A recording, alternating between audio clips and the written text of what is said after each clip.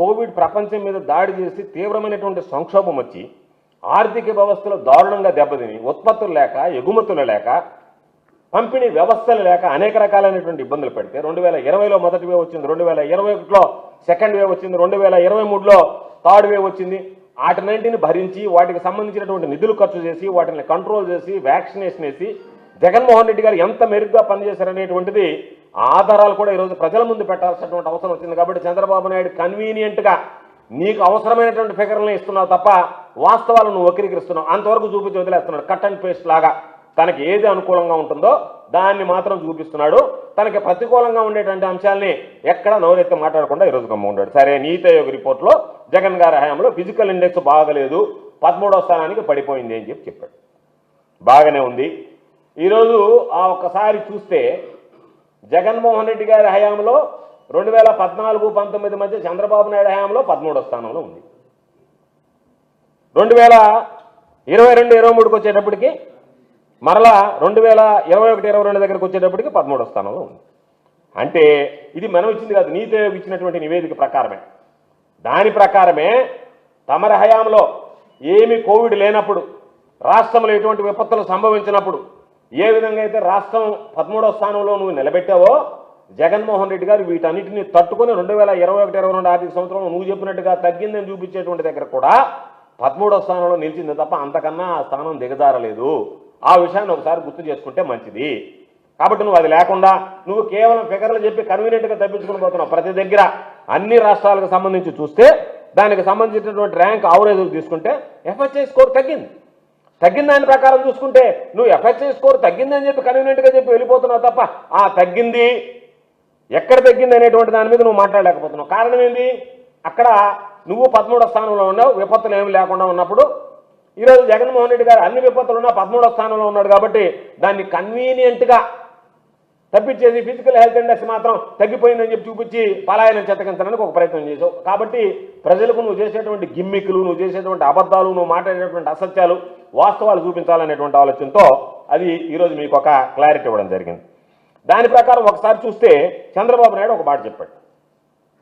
2014-19 మూలధన వ్యయం మీద కూడా చంద్రబాబు నాయుడు పచ్చి అబద్ధాలు మాట్లాడాడు. ఒకసారి అది కూడా పరిశీలిద్దాం.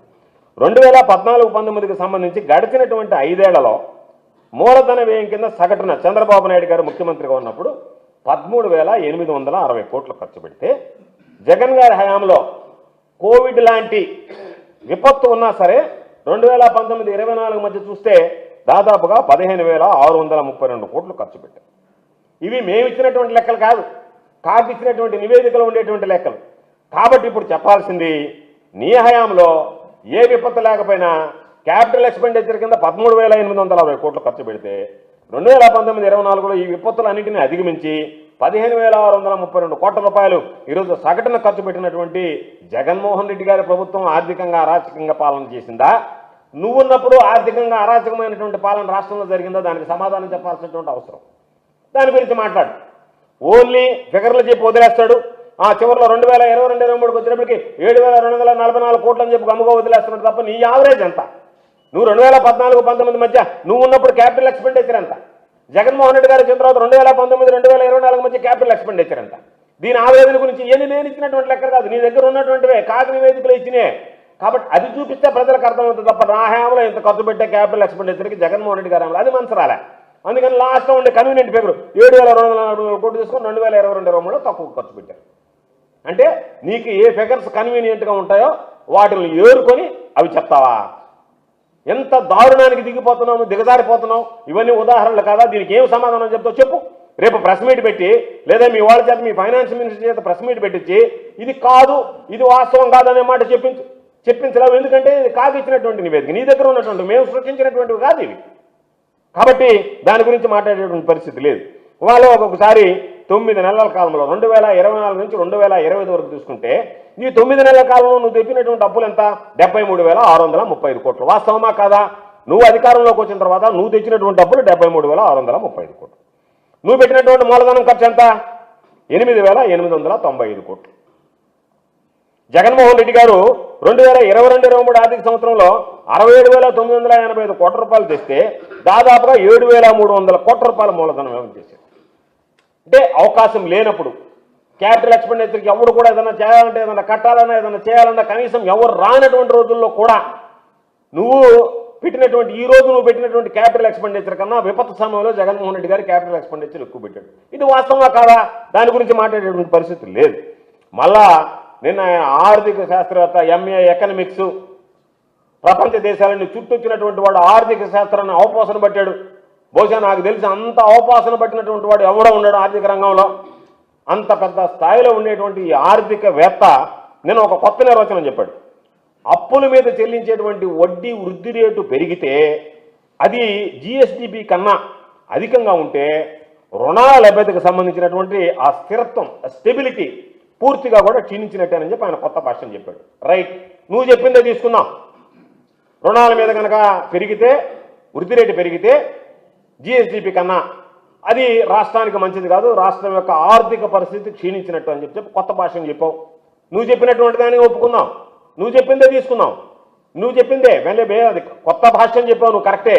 కానీ నువ్వు చెప్పినటువంటి దాన్ని పరిశీలిస్తే ఒక్కసారి వాస్తవం చూస్తే 2013-14లో రాష్ట్రం విభజించినప్పుడు 4,64,272 కోట్ల రూపాయలు ఉంది జిఎస్టీ. ఆ తర్వాత వడ్డీ చెల్లింపులు 7,488 కోట్ల రూపాయలు వడ్డీ చెల్లింపులు ఉన్నాయి దాని మీద, ఇంట్రెస్ట్ పేమెంట్. ఆ తర్వాత 2018-19 మధ్యకి వచ్చినప్పటికీ రాష్ట్ర జిఎస్డిపి ఏమో 8,73,720 కోట్లకు పెరిగింది నీ హయాంలోనే. కానీ ఇంట్రెస్ట్ పేమెంట్ ఎంత పెరిగింది? 15,342 కోట్ల రూపాయలకి పెరిగింది. దాని ప్రకారం కాకు ఇచ్చినటువంటి రిపోర్ట్ ప్రకారం ఇంట్రెస్ట్ రేషియో 15.42% పెరిగితే నీ జిఎస్డిపి నీ హయాంలో 13.48% పెరిగింది. అంటే నువ్వు చెప్పినటువంటి వడ్డీ వృద్ధి రేటు పెరిగితే జిఎస్డిపి కన్నా అది రాష్ట్రంలో మంచి పరిపాలన కాదని చెప్పినటువంటి నీ నోటితోనే నీ హయాంలో నువ్వు గద్దెనెక్కి నువ్వు గద్దె దిగేటప్పటికీ జిఎస్టీ దానికి సంబంధించినటువంటి ఇంట్రెస్ట్ పర్సంటేజ్ పెరిగింది, జిఎస్డిపి గ్రోత్ తగ్గింది. దీనికి ఏమి సమాధానం చెప్తావు? ఇది అరాచక పాలన, అది ఒప్పుకుంటావా?